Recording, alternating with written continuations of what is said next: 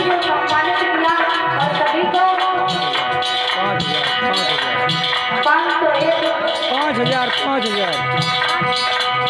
5,000 एक मुद्राओं से सम्मानित किया। भगवान इनके यूं ही धर्म की ओर हाथ बढ़ते रहे और इनके भंडार भरे रहे। बोलिए वृंदावन हरिनाथ की।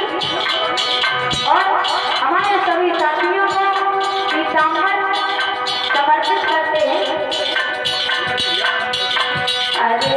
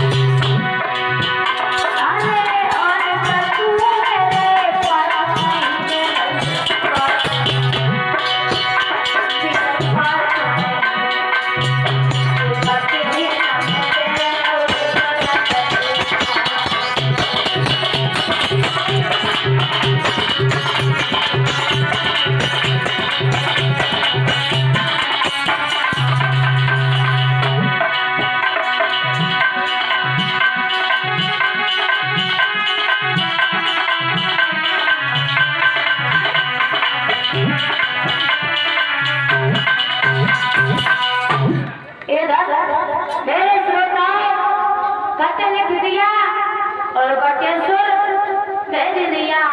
जब बटेश्वर भेज दिया तो मेरे श्रोता बंधुओं इधर जाकर के जब खत पहुंचा पढ़ा तो उसमें शादी महाराज बटेश्वर के राजा अपने बेटे वासुदेव को दूल्हा